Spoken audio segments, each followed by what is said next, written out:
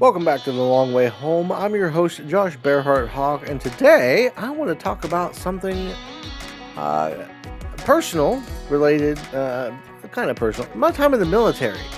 I want to talk about, I was in the Army from 2008 to 2014, and I want to talk about that. I want to talk about what I did and go in depth a little bit. This might be a little bit longer. I'm getting used to the longer podcast. My last one that I recorded was nearly 40 minutes long. So who knows? But strap in, buckle in, whatever it is that you want to do as we take this road, and let's see where this takes us.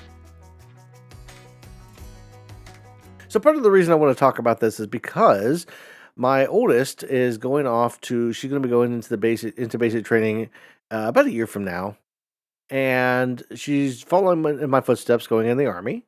And so I kind of wanted to document what I had done, and I've told her a lot of these stories. I've told some people close to me a lot of these stories, but this is stuff that it's not classified by any means. It's just stuff that I went through, and so I wanted to talk about it all, just for a little bit of fun. So we'll start with why did I decide to join the military and the Army in particular. So going back to 2004, 2005, it's actually early 2005. My wife and I were dating at the time. We were seniors in high school, and I was trying to find a way that was going to be the best way for us to move in together right after graduation, and the way that I could make a living. To find a way to pay for things for us, right? And my thought was I could get a big bonus, and then we would have that money to kind of do what we wanted with. Turns out you don't get the bonus money right away when you join.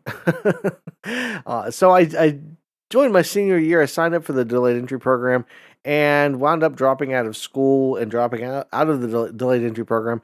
I did graduate. I only dropped out of school for like 2 weeks before re-enrolling and graduating. But in that 2 weeks, I had to drop out of the delayed entry program for the military. And they were not happy about that.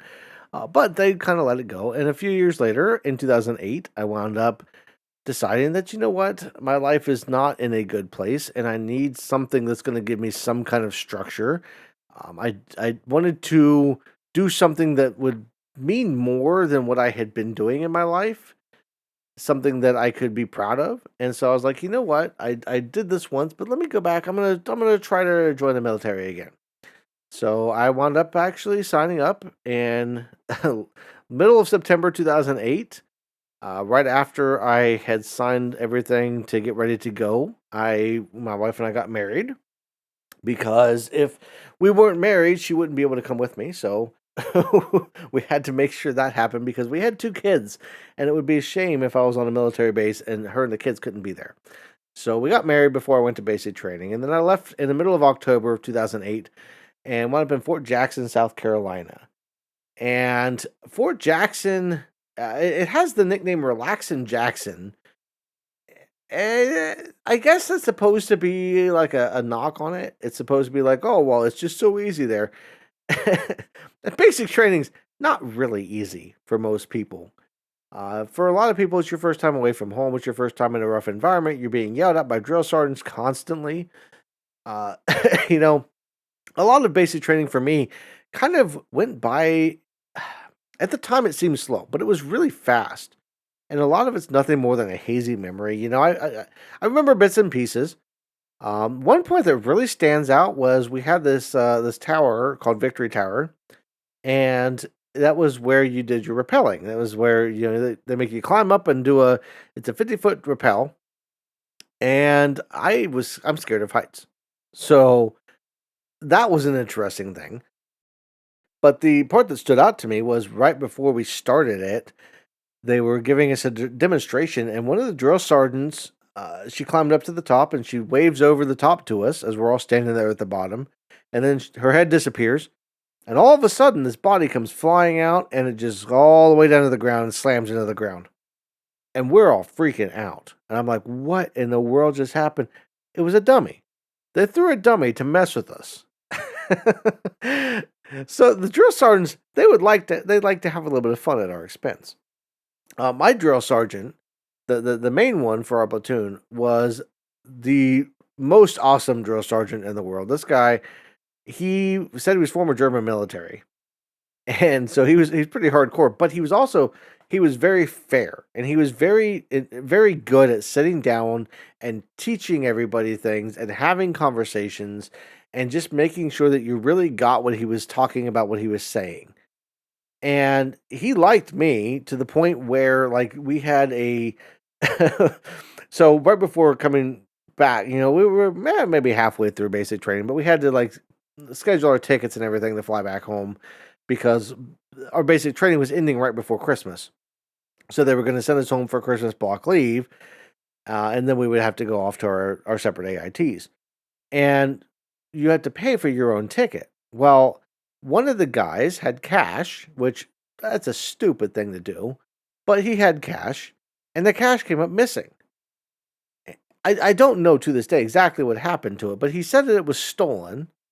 And so the drill sergeants, well, they tore through everything. They opened up all of the wall lockers. They tore all of everybody's stuff out, threw it all over the place, looking for this money. The drill sergeant, when he got to mine, and this is how I know he must have liked me, because so you're not allowed to have anything referencing current events, so no newspapers, that kind of stuff, and no civilian clothing while you're in basic training. Well, during my time there, my grandmother had been sending me newspaper clippings from the Ohio State Buckeye games every week so that I could keep up with what was happening in the games. On top of that, I had somehow managed to have a couple of pieces of my boxers and some socks. I don't know how I managed to keep those in my locker, but I somehow they didn't wind up where they were supposed to be. And I'm standing there sweating bullets as he walks behind me to go to my wall locker. And I'm freaking out because I know the stuff's there. And I'm like, I am so screwed. I am going to get in some major trouble here. And he goes back there and he starts digging through. And he comes out and he looks over at me and he kind of smirks. And then he walks away. And I'm like, seriously? What just happened here? And I walked back after the whole debacle was over, where the guy found the money, at least most of it, in the hallway. So I'm guessing, my thought is that he forgot where he put it and didn't want to. He was trying to save face, so he decided to just like toss it up in the hallway and say that he found it there. I don't know. But the drill sergeant, after digging through my stuff, I went back there and I looked, and the newspaper clippings were right there, right in the forefront, and my civilian clothes were right there. And I was like, well, I think I just got away with it. He didn't seem to mind. And so that was cool. But then like we were only allowed to call home for like 5 minutes a week if on good behavior, kind of like jail. On good behavior, you get to have privileges. So we were allowed to call home for a short time, and I didn't want to have that short of a conversation because I missed my wife, and I wanted to talk to her more than a short, quick, hey, how are you doing, and how are the kids? I'm all right, I gotta go. And so I got smart, and I sent a letter home, and I told her, I said, here's my drill sergeant's email address. I want you to email him and tell him that you need me to call you. So I was there, and I don't know how she did this, but I was in the middle of cleaning with my weapon, and the drill sergeant comes out, and he goes, "Private Hawk, get my office now." I was like, "Oh shit!" So I get my weapon put together, and I walk in there, and he looks at me and he says, "Your wife emailed me. You need to go downstairs. You need to give her a call. I don't know what's going on, but you need to go downstairs and call her." I said, "Okay, Roger, drill sergeant." And he says, "And by the way, while you're on the phone with her, I want you to tell her that if she ever misspells my name again, you will be doing PT until I'm tired." I was like, oh shit. She somehow managed to misspell his name in the email. I don't know how that happened, but she did. So I went downstairs and I got to have like a 20-minute phone call with her, and it was awesome. So I was excited to be able to actually speak to her for the first time since I've been there. And so that that was another thing. We also had you're supposed to go through red, white, and blue phase which is just the way that basic training worked back then. I don't know how it works today exactly. I assume it's pretty similar. But you had red phase, white phase, and blue phase, and then at the end you have a combined red, white, and blue phase, and that shows that you've like reached the pinnacle, right? And we were stuck in red phase the whole time. The first time we were supposed to move from red phase to white phase, they changed it to white and then immediately changed it back and said that we weren't doing what we were supposed to do. Basically, we were undisciplined. The entire unit was just undisciplined as hell. It was terrible. We, I still don't know how we all graduated because, like, there was a morning where it was raining, and Fort Jackson is co-ed, so there's males and females. We had different barracks, but we were all in the same unit, right? And we get downstairs for PT in the morning. We start looking around. I'm like, wait a minute, where's all the females? What's going on? So the drill sergeant sends one of the guys up to go see where's the females at. Well, they had thought that because it was raining, we didn't have PT because, it's muddy outside. So we wound up doing a lot of extra push-ups and sit-ups that day. It was some crazy that was just the way that things went for us. It was a long, grueling stretch. And, for me, at least when I got there, basic training was this terrifying concept. The first night off the bus, because it got up early, got on a plane, and flew down to South Carolina. Got on a bus that takes us to Fort Jackson, and when I got there, it was probably 9 or 10 o'clock at night. I don't know exactly what time, but it was dark. Okay, so we get off the bus in the dark. Drill sergeant's screaming at us and freaking out because I don't know what to do. Right? You just okay. We're gonna follow rules. We're gonna do whatever the drill sergeant says to do, but you can't do anything right. There's no doing things right. But I did the best I could, and we all did the best we could. But that first night is, you grab your initial issue, your first sets of gear, get your first rules. We did get shots, turn in all of the contraband that we had, all that kind of stuff. And I got to bed at like 3 o'clock, and I had to wake up at 5. I didn't get any sleep, and I was up. I just started dozing off, and I was getting up because I was told like, okay, time to go do PT. So there was that, and then you get to the end. So it's like a 3 or 4 day in processing is what we had to go through, and we get to the end of the in processing period, and we're getting ready to start basic training. So that's when you've done all your in processing, you've got all your gear, and you get on the bus to go to your actual unit for basic training. And I hear this guy off in the side. He's like, "Drill sergeant, I don't think I can do this." And I hear the drill sergeant, What can't you do, Private? You can't get your gear packed up? Drill Sergeant, I don't think I can do basic training." And the guy, he didn't go with us. I don't know what happened to the guy. I don't know if he got with a different, like if he wound up doing it later or if he just didn't wind up doing I don't know what happened to him after that. But I was just like, oh God, imagine getting to your first, you're not even started yet. And you're like, hey, I can't do this. So yeah, that was probably one of the wildest. That was the moment that it kind of became real too, because we got on the buses and they made us put our heads down. And I found out later the reason for this was because Fort Jackson's not very big, and they wanted us to think we were like going to be way out somewhere. So they made us put our heads down, and then they drove the bus around in circles for like 20 minutes.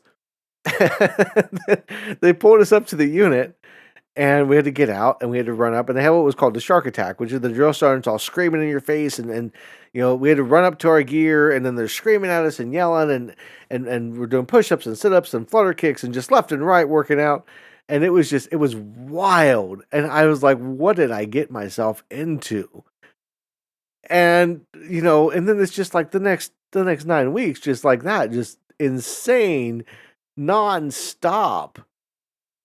But it was a good experience overall, and I was glad that when I got through it, I was super proud of the fact that, like, I've done this. This was a huge accomplishment because I didn't think I could, and I was older than most of the other people there. I went to basic training. I was 22 when I left for basic training. Most of the kids there were 18, 19, fresh out of high school. They just graduated type of thing. So I was a little bit older. I had a little bit more experience in life with, I was one of the few people. There might have been, I think there's like one or two other people there that had kids that were in their like late teens, early 20s. So I was in the minority in that case.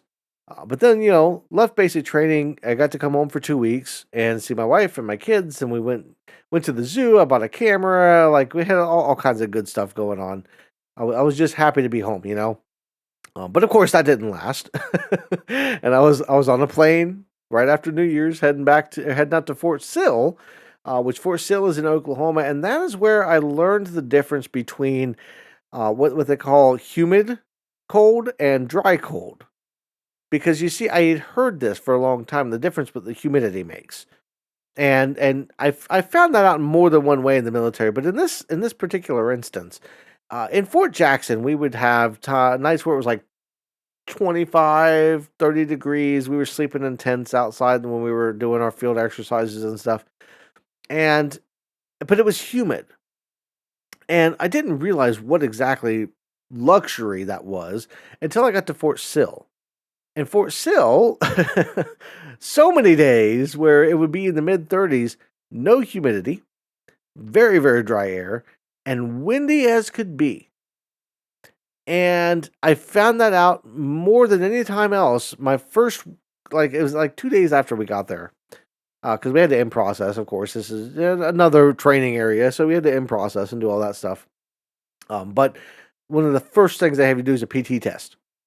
And so we're out there at 5 o'clock in the morning doing a PT test in Fort Sill. It's like 20 degrees outside with a wind chill of like 5. I mean, the wind was just brutal. It burned your skin, right? The fastest 2 mile time I ever ran was on that day because I just wanted to get back into the warmth. We did the push ups and sit ups, we're freezing, but it was nothing compared to the actual 2 mile run. And I'm just like, I want to get this done. And I wound up running under 15 minutes for the first time and only time in my military career because I'm not a distance runner. But I ran under 15 minutes for that 2 mile because I was done. I was like, I got to get through this. I want to get back inside. I'm freezing cold. And so I passed my PT test, thankfully.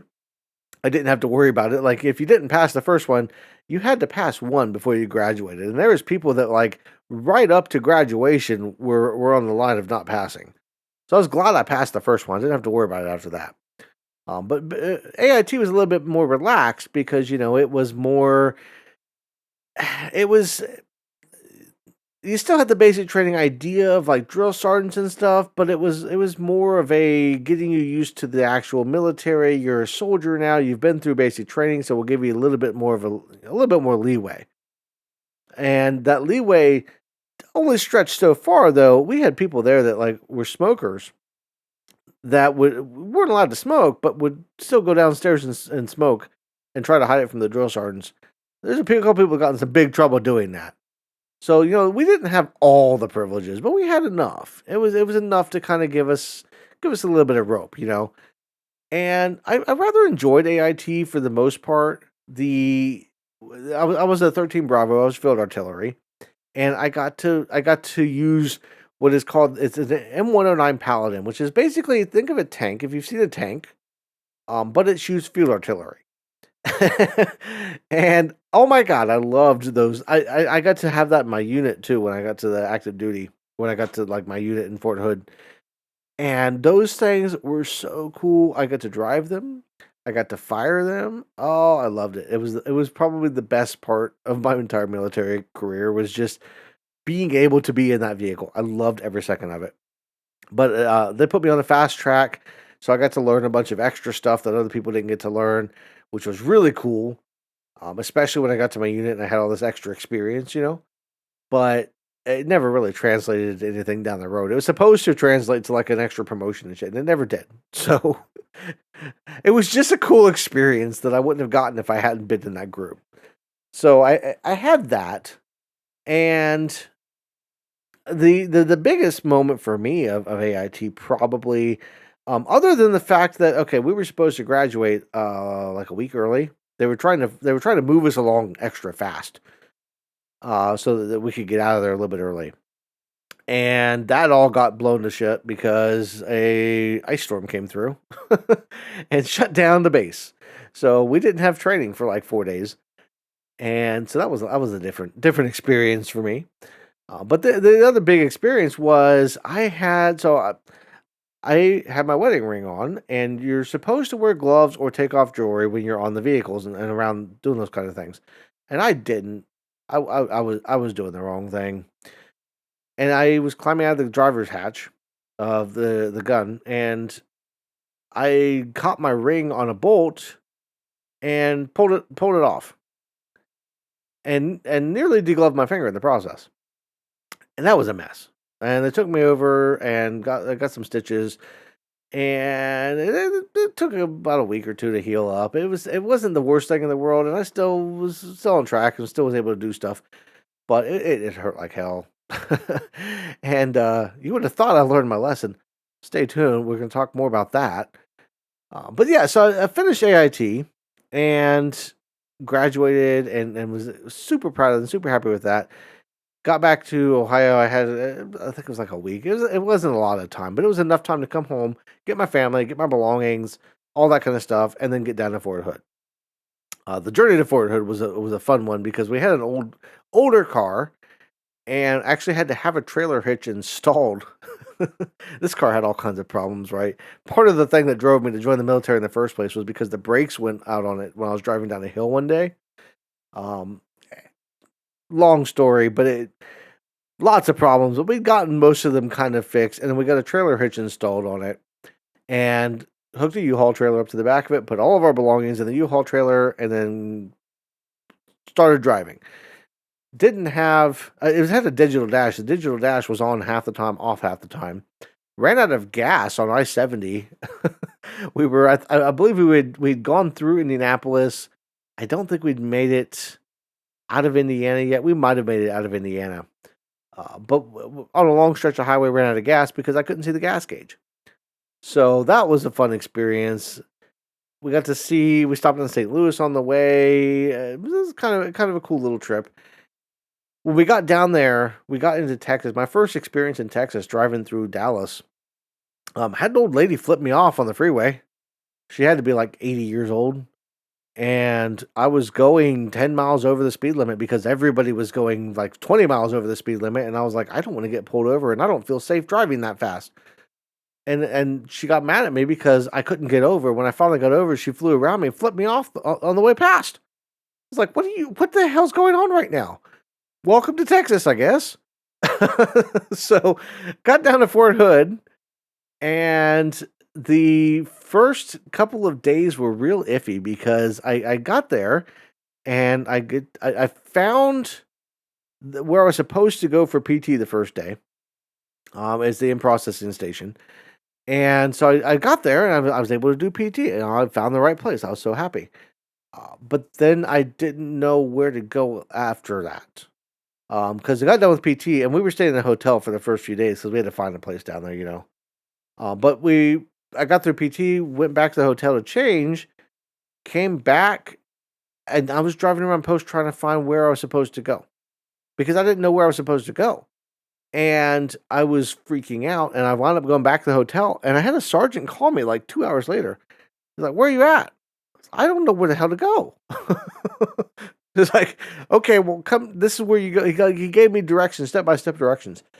So I finally got to where I was supposed to go, got in process, wound up getting to my unit within a couple of days. No harm, no foul. It wasn't the worst thing in the world. But like, it was such a change for me. And day-to-day life, I didn't know what to expect. And it kind of was, in a lot of ways, like a job, like a regular job where you're working 9 to 5, but not 9 to 5 because it's like, you get in for PT in the morning, and then it's until whenever in the evening the first sergeant releases you. And in the morning, it wasn't even always for PT because like first formation is like 5:45. Well, 6:30. We had to be there at 5:45. And you would think that would be enough, but then there was the mornings that I would get a call at like 4 o'clock, and it'd be my sergeant saying, "Hey, we have a mandatory formation in 20 minutes. Everybody needs to be here." I'm like, "Really? You couldn't have called me sooner? What the hell?" So I rush in for this mandatory formation thinking something's gone wrong. Oh, we had a drug test. Mandatory 100%, everybody unit. Here's your cup, go pee. Like, really? Really? You called me in this early for that? I mean, that kind of stuff was the annoying kind of stuff. We had the field problems. We had, for the most part, it wasn't anything extraordinary on post. We had the battalion runs and that kind of, just day to day kind of stuff. Most of the days were spent either working on the vehicles, doing vehicle maintenance.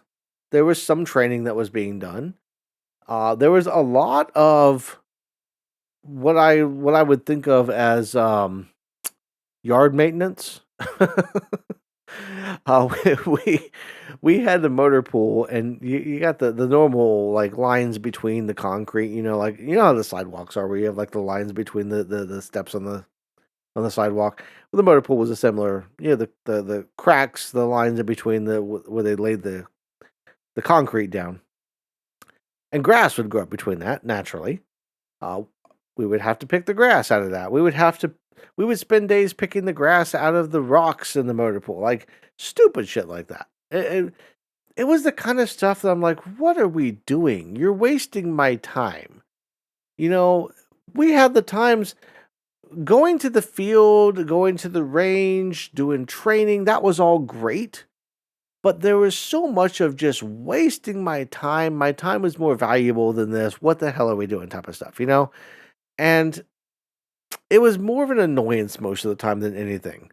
And especially on days where, you expected to go home at a particular time, but the first sergeant's taking his good old sweet time, so you don't know when you're going to get there. The worst part of that was when, so I, I'll get to that in a minute, actually. But we we finally, I'd been waiting to deploy. I figured we were going to have a deployment coming up at some point to Iraq or Afghanistan. We weren't sure where, but we knew we were going to be deploying somewhere. We wound up finally getting told we were going to be going to Iraq. We went to Fort Irwin out in California, which that was fun. We did that. It was a month-long training session to get ready for deployment, and that was kind of cool. The first time I actually got to see like a real dust devil, which was I got a picture of it. I got a whole bunch of pictures from my time out there. Like it was a blast, literally and figuratively. But the worst part about that was I made a huge boo boo and forgot I forgot my weapon in the bathroom one night, and lucky for me, the guy that found it was a sergeant who actually had some sympathy.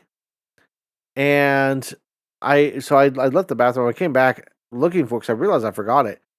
And I just hear this person off in the corner say, "Hey, you lose something?" I was like, "Yeah, I kind of misplaced my weapon, Sergeant." He goes, "Oh, well, I think I got it right here. Why don't you go get your section chief?" So I went and got my section chief, which he was a cool guy, and we went up and the sergeant gave me a lecture about not forgetting my weapon and why it's important and especially in deployment situations and stuff like that. And I was like, "Yeah, I'm sorry, I screwed up." And I think that was probably a big reason why he was like, "Well, just don't do it again. I'll let your section sergeant decide." And my sergeant was like, "Yeah, don't do it again. We're gonna pretend this didn't happen because I don't feel like dealing with the paperwork." And I'm like, "Okay, that's cool." And it didn't happen again, thankfully. But those kind of things, it pays in the military to keep your military bearing and to say admit when you're wrong. To say I screwed up.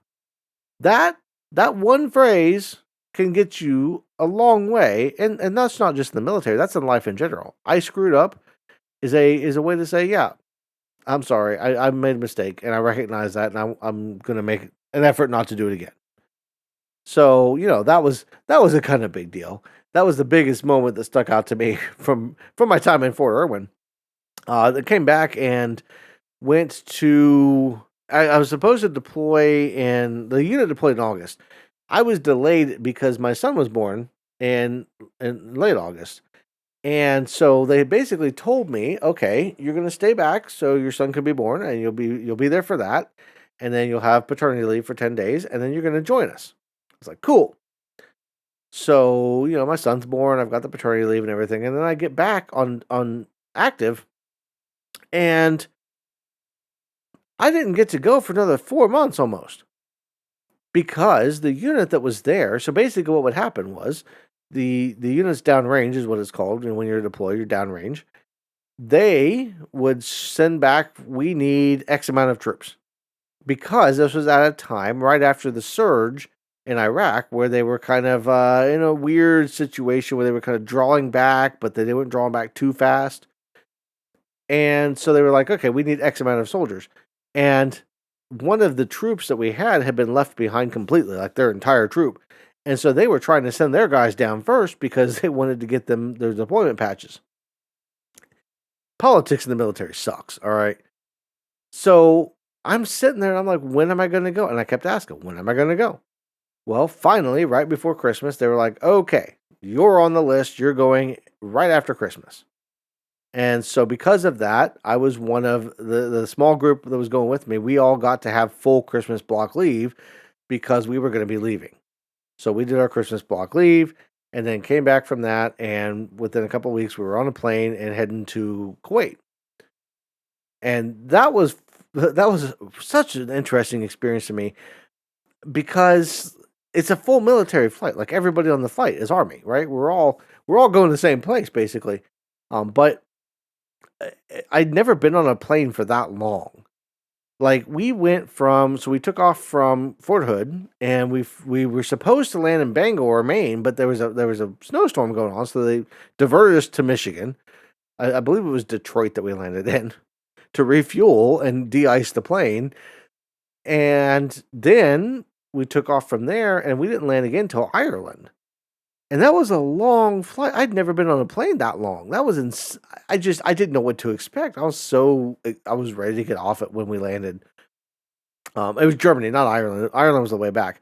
So we landed in Germany, and that was to me one of the coolest stops because in Germany they had a spot to smoke inside the airport, and at that time I was a smoker. I had picked up smoking, so because of course I did. So we got to go in the terminal and we're all just kind of chilling out and hanging out and smoking and just shooting the shit and glad to be on the ground for the first time in like 18 hours. So then we get back on the plane and, our next stop winds up being Kuwait. And we landed in Kuwait and we had to do in processing for in-country stuff. It was such an interesting experience to me to see it was the first time of seeing the desert cities and a whole nother world, for me, because I'd never seen anything anywhere like that in person. And I spent a couple days in Kuwait before making my way finally to Iraq. It was such a frustrating time in a way because I didn't know what to expect when I got there. And when I got there, my unit was like, there's a lot of guys there that were happy to see me. They were like, "Oh, finally, you got to join us. Thankfully, you're over here." And then there was the guys that were like pissed off because they'd been there and I hadn't been. And I'm like, "Look, I've been trying my damnedest to get over here. Like, y'all need to chill the hell out because I didn't want to stay back as long as I did. I felt bad because my unit was deployed and I wasn't, And there was nothing I could do about it. I had no control over the situation. I was at the mercy of a master sergeant who had stolen a television. That was a fun story from my time back before I deployed because the master sergeant that was the acting sergeant major for our unit while the unit was deployed, we had a couple of televisions in the squadron headquarters go missing. And we were out there for like hours one day. My wife was there with the kids waiting to pick me up because they would not let us go because they were determined to find out who stole these televisions. And this master sergeant was losing his shit. I found out later that he had stolen the televisions. They were found in his garage. So, like, this was the dude making the decisions on who was going downrange. I had no control over this. So there was that, and I finally integrated in the unit. The funniest part was, and in hindsight, not quite. Kind of funny still, but not really funny because the guy that said this, he didn't make it home. But so the lieutenant, who was the lieutenant for our platoon, kind of gave me some shit when I first got there because we had a PT test like the day after I arrived, or a couple days after I arrived actually, and I passed the PT test there, and he's like, "Oh, I thought you were going to be the one to mess it up for us because because you're just now getting here." I'm like, "No, look, we're fine." It was getting there was bittersweet because the day I arrived, I found out that one of the sergeants that I knew very well had been sent home because his father had passed away, and he told them, "I don't want to go home. I can't deal with this." They sent him home anyway, forced him to go home, and he wound up taking his own life. So I found that out the day I got there, and that was like first day news. Like that's not something you want to arrive to hear, you know. So I had to deal with that, and then, like I said, that lieutenant within a couple of months, he wound up getting killed. So there was a lot going on there, and a lot of people that I served with that didn't make it back, and you know, that was one of the hardest things for me over time. Later on, was dealing with that survivor's guilt because when you're there, you're working side by side with all the people that you're there with. You know, they're your brothers and sisters in arms, your family, and to lose somebody in that capacity, it sucks. And so, there was that to deal with, but on top of that, like, there was the day-to-day stuff, and, we did so there was a time where we did some training with the Iraqi Army, and that was an entire month where we left so we were at one base, and we left that base to go to another base to train the Iraqi Army. On the way there, we had a tire go out on one of the vehicles right in front of our vehicle. We thought it was an IED going off because IEDs would go off and blow vehicles apart. So we thought that's what happened. It turned out it was a flat tire. But the tire like blew out, and it was a massive thing.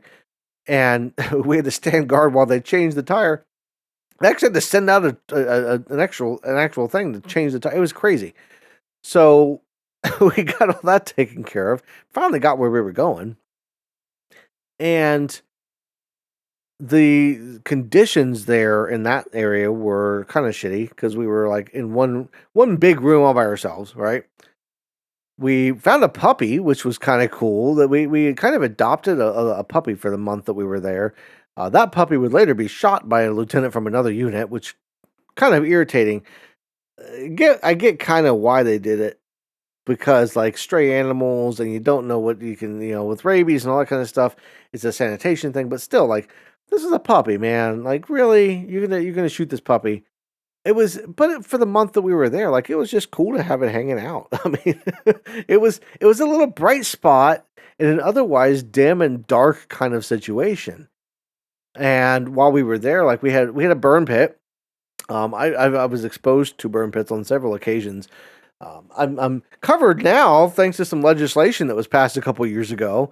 So, if I ever get anything, if anything ever comes of that, um, I'm at least covered from a medical standpoint. They'll pay for everything, but we had the burn pits there. The worst part about the burn pits for me, the smell. Obviously, we did have to burn like our own. Our we had. I don't know how to describe this without getting like kind of gruesome or kind of nasty, but like we had toilets, but they were like a bucket underneath, and you would go. Once they filled up, you had to burn all the waste out. So we had those. And then we had the trash burn pit, which was basically all of our trash got thrown into a pile and burned. That running that like we had to have something on it 24 hours a day. So I had my time on it, and you stand there and you're poking it, you're making sure everything's burning and everything. But unfortunately, there was times where they would throw bags of like wasted food, extra shit in there, and sometimes that would include cans of fruit. And those cans of fruit unopened, I don't know why they threw them away, but they threw them out unopened. And once they heat up, they would pop. And it was a pretty loud pop. And with the first time you hear it, it's like, oh my God, what the hell just happened? But you get used to it, right? So you get used to every once in a while, one of these things is just going to blow up. You just try to avoid it, right? Well, one day I was standing there and observing and making sure everything was burning okay. And one of these things went off. And right after it went off, I heard a clink. There was a big Connex behind me. I can't think of how to describe a Connex. A big metal container. Shipping container. There we go. And I heard a clink, and then I heard something hit the ground. And I turned around, and there's a live round on the ground. And I was like, well, this isn't great. So I take it to my sergeant. I'm like, hey, this was in the fire pit. Not sure who's throwing live rounds away, but this could have shot and killed somebody because, you know, live rounds, gunpowder heating up, bullet could go off. So we wound up, I had to explain everything to the first sergeant, tell him what had happened, and then he laid into everybody about it because that's not cool. Because I could have been shot by a live round out of a burn pit. That would have sucked. Um, if it hadn't have killed me, that would have been a shitty way to go home. Like, oh, oh, you got shot? Were you in combat? No, it's a fire pit that shot me. Like, don't want to deal with that. So that was a thing, and we got done. We did our round of training the Iraqi army and everything. We got back to our normal base. Um, the night before we were supposed to leave, there was actually one where we had another person get killed again. It was just it was one of those deals where you're terrified as it is. You don't know what's going to happen. You know, we had a movie night. It was supposed to be a quiet evening where we could watch a movie as a platoon and just kind of chill out and relax to kind of de-stress, you know, because you got to forget where you're at sometimes. And well, that was interrupted by incoming mortars that landed on the runway behind us. So we were maybe 300-400 meters away, pretty damn close actually. And we thought they had hit the buildings. We had little buildings that we all lived in. We shared, 2 people per room, and we thought it hit those. Thankfully, that didn't happen. So there was all of that had gone down. But so it's day in and day out. You're dealing with the thought of possibly dying, and then the night before we're supposed to roll out, we were leaving the base we were at permanently to move to another area, and IED takes out one of the gunners on one of the trucks. And the passenger, the TC. So 2 people killed. The gunner, basically the legs would get blown off of people, and he had gotten dropped in some water. It was a whole mess. But they found that people were having trouble getting tourniquets on. So we were supposed to wear tourniquets every time we got in the gunner's hatch. Well, the day after that happened, that the next day, that was that night before we left. The next day, I was a gunner driving. We were going for 6 hours from where we were to the next place, and I'm standing up there with tourniquets on and just praying that nothing blows up. And that was terrifying. Like, I didn't know what to expect, and I'm just like, please, please, please, let me make it there alive. Thankfully, we made it there, and no incidents. This new base, the new base we were at, was a lot smaller, and so it took a little bit of getting used to in a way because we were so used to having such a large area. And now we got this tiny little spot, and of course, mortars got more frequent, and so we had to deal with those. Still, we had a mortar that hit the basketball court at one point because we had a basketball court there. Thankfully, nobody was on it. Like, you hear the incoming alarm, and to this day, I can still hear it. I'd hear it in my head, like it was actually happening after I got back. There was a night that I was laying in bed, and I heard the incoming alarm and rolled out of bed and landed on the floor. And my wife's like, "What's going on? Are you okay?" And I was like, "Oh my God, okay, I'm home. Everything's okay." So I had some PTSD from that. But so I had to deal with all of that, but like the some crazy shit happened at that place because that was the first time I saw a camel spider.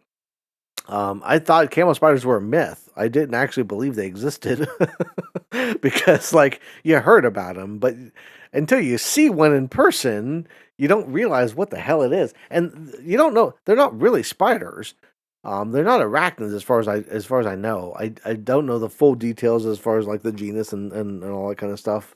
But like they're called camel spiders and they're huge. The one that we saw, it was I thought it was as big as a hubcap. The way we were, I know it wasn't quite that big, but it was big. All right. But we saw it when we were standing there. we were all hanging out smoking, and we had one light over top of us. We're standing next to this building, and we're getting ready to like move our stuff into this building because this is where we're going to be sleeping for the last couple of weeks while we're there. And this camel spider comes out of nowhere and starts running in circles around us, and we're like, "What do we do?" And then it goes up alongside the building and runs along the wall and darts around the corner, and we all go to see where it went. And we get there, and there's an open door going into the room where we were all supposed to be moving. I'm like, well, shit, I don't want to go in there now. We didn't find it. We looked. We couldn't. We didn't know. We don't know where it went. It just disappeared into this room. So that was terrifying. I didn't wind up in that room though because I wound up going home like a week or two later. They had been planning to send me home early because I was supposed to ETS in October. Um, the army is really bad at paperwork, though. And what happened was, so my contract was supposed to be 3 years of active duty and 3 years of reserves. It was wound up being 3 years and 31 weeks of active and 2 years and 31 weeks of reserves, and actually it wound up being 3 years of reserves. But that was where they screwed up because they put my date when I was supposed to leave as the middle of October of 2012, 2011. Yeah, 2011. But my actual date was March of 2012. Nobody knew that, including me. So they were like, okay, we have to get you back a couple weeks before everybody else because you have to start your process of out processing because it takes a couple of months. So it's like, okay. So they told me like literally like 2 days before I was leaving, like we're gonna try to get you out. There was a couple of attempts to get me out, but the weather just kept turning. But finally they get there and they're like, okay, we got a Blackhawk, we need you on it now. So I had to grab all of my shit within like a 20-minute period, make sure I had everything, and get to where the helicopters were. And so I got to load everything up, and I got to ride on a Blackhawk. That was cool. It was dark, so I could see like fires below from people. Like we weren't that high off the ground. Maybe I'm not good at estimating heights. I feel like it was like 150 feet at most. Like it felt really close to the ground. But we flew from where we were. We had to land in another place to pick another person up, and then we finally got to where we were going. And that was one of the worst nights of my military experience because like we landed the Blackhawk, we landed at the base where I was going to be getting a plane to go to Kuwait, and it's dark, and I have to carry all of my gear, which is like these huge duffel bags. These things weighed like 200 pounds each, and I had to carry two of them from about a quarter of a mile from where the Blackhawk landed to the terminal where the airport, quote unquote airport. It was just a makeshift thing. But so the Blackhawk takes off, and I'm trying to drag my shit, and I'm like, I'm exhausted. It's hot. I'm wearing all of my gear. I just want to get done. So I get to the terminal, and I'm like, okay, well, I'm supposed to be on a flight to get out of here. They said, well, the next flight's not till tomorrow morning. We can take you to. They had a temporary barracks there. We take you there. You can sleep for the night, and then you have to come back in the morning. But while we can give you a ride tonight, you have to walk back in the morning. And I was like, that's not happening. I'm not carrying this. It was 2 miles. I'm not doing that. So I slept in the airport terminal. I didn't really sleep. I call it sleep. I tried to sleep. I laid on they had these benches there. They were like hard metal benches. So I did the best that I could. I was exhausted though. And so the next morning, thankfully, I was able to get on a flight because I was like finding my own way home, essentially. I had to like talk to everybody and I had to figure out how the hell I was getting home. So they get me on a flight and they fly me down to Kuwait and I get off the flight and I had to do a whole bunch of out processing stuff and they had to figure out my schedule and when I was going to be flying. So they finally got all that put together, and I wasn't allowed to tell my wife anything except for like I will be home, but I couldn't tell her all the details until I got closer to it, you know. So I finally leave Kuwait. We leave Kuwait. It's 135 degrees, right? It's hot as hell. and we land in Dublin, Ireland to refuel, and it's like 50 degrees. I was like, "What is this?" It felt like wintertime. But Ireland, that airport was cool as hell. There was an entire area, an entire shop with like shelves and shelves tall of just Irish whiskey and shit like that. And like an alcohol store. We weren't allowed to buy any of it because that's not okay to bring back. But I did buy my wife. She likes porcelain dolls, and I bought her a porcelain doll in Ireland so I could bring that back to her. And so, like, I was did all that, got back on the plane, and then we flew straight from Dublin all the way back to Dallas, and that was a long flight. I forgot what it was like to be on a plane that long in the time, between when I got there and when I left. But it was a long flight, and we landed in Dallas, and I remember getting off the plane in Dallas, and I mean, it was kind of cool when we landed because they were saluting us when we landed, and spraying fire water, they had fire trucks on either side of the runway spraying water over top of the plane and everything. It was cool as hell. And then people were like saluting us and clapping as we walked through. I was like, this feels weird because like I'm not used to that kind of like people clapping and cheering for anything that I've done, and like I didn't feel like I'd done anything other. I know that I did, and I know it was a big deal, and it's something that like I'm very proud of, but it just feels weird. So I got through the airport and got on a real small plane. Wound up switching seats because it was one of those planes that's like so small that like the littlest bit of weight makes a difference. So they moved me from the front of the plane to the back of the plane to help even it out because they didn't want to crash. So we flew from there down to Fort Hood, and then I got off the plane and I barely recognized my wife. I was so happy to see her, but we barely recognized each other. And the kids were like, they didn't know what to do. The worst part about it for me was my son, who he'd been born. He'd only been like 4 months old when I left, and he was almost a year old by the time I got back. And he didn't recognize me, and so it was a good solid couple of weeks of me just trying to get him to pay attention and recognize I'm daddy. The cool part was I got to see his first steps the day I got back or the day after. He actually had his first steps, like unsupported steps. He was the only kid that I got to see the first steps of. So I was so glad to be able to see that. But like, he didn't want anything to do with me.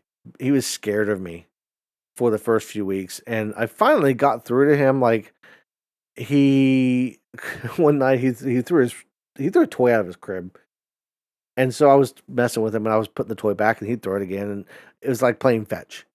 And that after that point, it was like, oh, okay, this guy's cool. So it took some time, and it was still so weird to be back and try to reacclimate into society, to reacclimate to family life. It was a couple of months before everybody had filtered back in from Iraq for my unit. We had a post deployment block leave for an entire month in October when I was supposed to be ETSing. And I was so mad that they screwed up. I didn't understand how they could mess that up. I know now that the military is just inefficient and stupid, but like at the time, I was like, how do you screw that up? The paperwork should not have been my ID card is what had the expiration date on it that I was supposed to be going off of. And they're like, well, you should have looked at the contract. I'm like, do you see this contract? I'm not a lawyer. Like I went with what you all told me. And that's all I could do. And thankfully, like that was my active duty time came to an end, and I'm glad that I did it. I'm glad that I had a lot of great experiences. I learned a lot about who I was. I learned a lot about life in general, and met a lot of great people along the way. A lot of people that I consider brothers that we served next to each other in some of the hardest times that any of us would probably go through, and it was a great experience for that. And so I wouldn't do anything differently. If I had it to do over again, I would do it again. And that's why like I'm encouraging my daughter, any of my kids, but especially my oldest, who wants to follow my footsteps, who wants to do it. I'm like, it's a great opportunity Yes, there are some trials, there are some tribulations, there are some possibilities of putting yourself in harm's way, but you do it in a way and you do it for a reason. You have to do it for the right reasons, and you have to know what you're getting yourself into. I didn't really know what I was getting myself into. I was so unprepared, but I was a completely different and I think a better person in a lot of ways when I came out of it. And I've spent the last it's now been 12 years since I got done with active duty. It's been 10 years since I finished my reserve time, and I I have changed and grown so much over that time, but I wouldn't have grown and changed as much as I did had it not been for that experience. And I'm glad that I did it. The Guard was a whole different thing. I was in the National Guard as my reserve for my reserve time. I'm glad that I didn't do that. If I had done that, my view of the military would probably be completely different because, like, the Guard doesn't know what the hell they're doing. The left hand doesn't know what the right hand's doing. I was told I was going to be in a field artillery unit. Wound up being put in a maintenance company. Being told I needed to reclass, and then being scheduled for school by a sergeant who then left the unit without telling me I was scheduled for the school. The school called me and was like, "Where are you at?" I'm like, I'm not supposed to be there. What are you talking about?" So, like, that happened twice that they tried to schedule. The second time they scheduled me, thankfully they caught it before I was supposed to go anywhere. But they wound up having to cancel it because I had been given some pain medicine for a tooth issue. I had some teeth pulled and popped on a drug test 2 days later. Surprise, surprise. And I gave them the prescription. I'm like, "Look, I'm good with this," and they're like, "Okay, yeah, you're fine." And like 2 months later, they're like, "Hey, so we don't have your prescription." I'm like, "I gave it to you," so I just fax it to them again. Like, it's so for all of the problems that active duty has. The Guard and I don't know about the actual Army Reserves, but the Ohio Guard was just terrible for that stuff. But overall, it was a good experience. I'm glad that I did it. There's a lot more things. I didn't even get into the camel massacre. Like, I guess I could tell that real quick before I end here. But like, the funniest and scariest moment of my entire deployment in Iraq is we had a patrol one night. We were supposed to be watching this highway, basically making sure that there was nobody suspicious setting up anything. Just watching for general general fuckery, I guess. And so we're there and we're hanging out. It's dark. We're in the middle of this field, and all of a sudden we get told like, "Hey, we need to all go."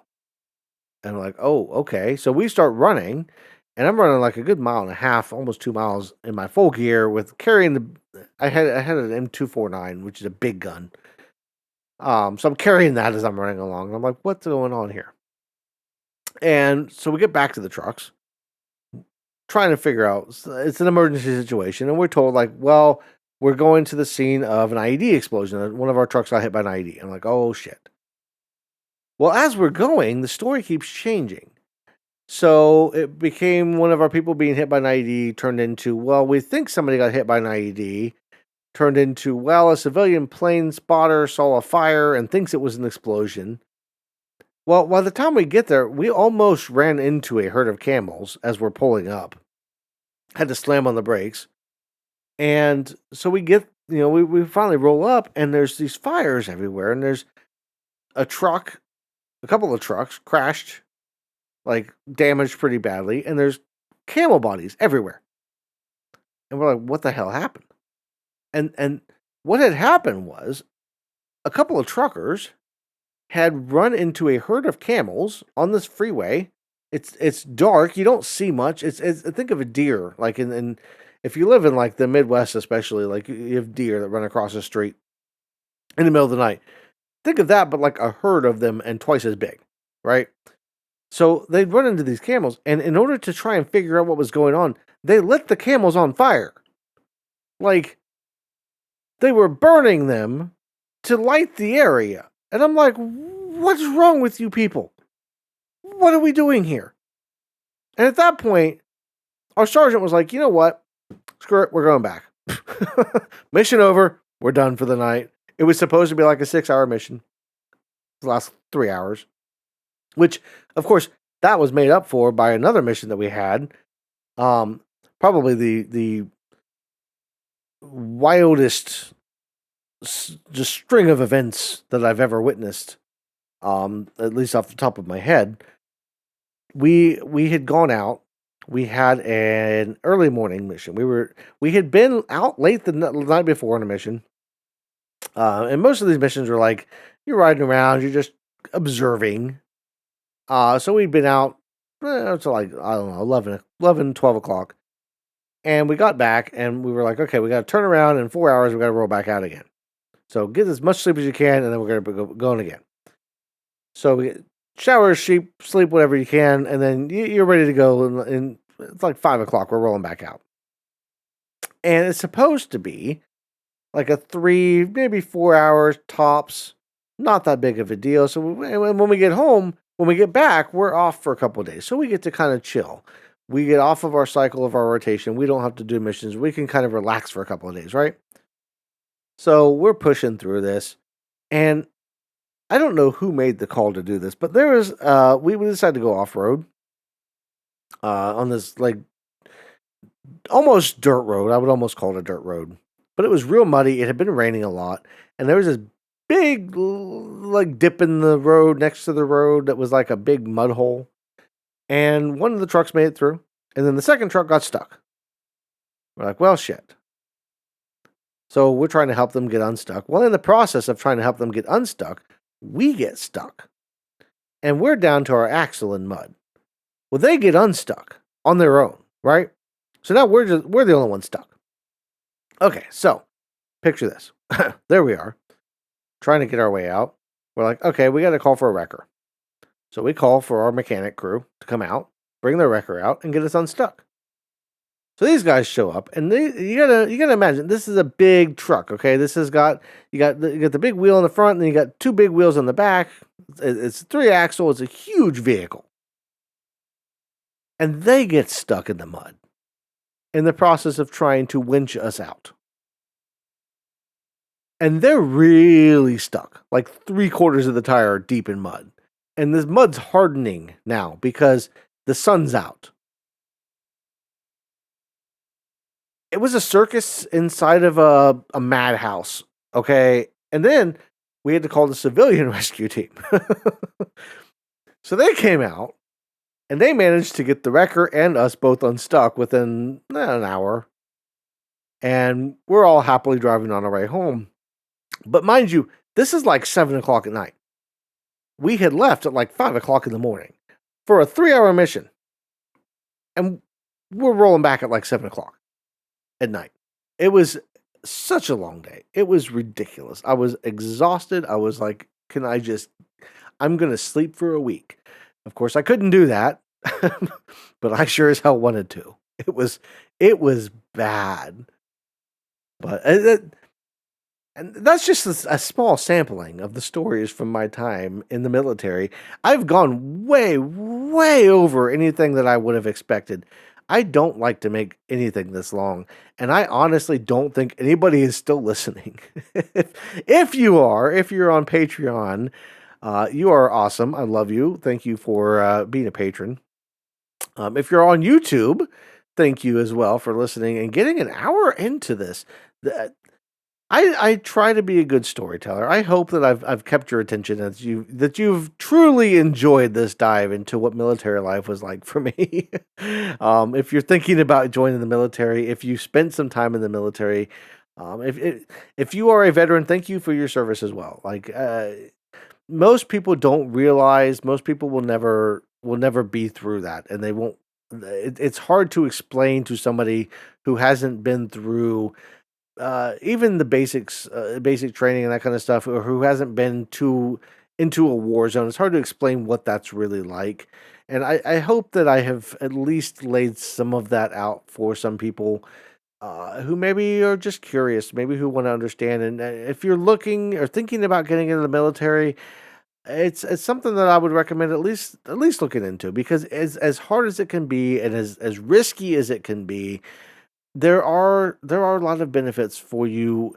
It's not a financial thing. It's not where you're gonna like get rich being in the military, but it is something that you will benefit from in a lot of ways. It helps you grow up. For me, it helped me, find out who I was and what my limits were, what I was capable of.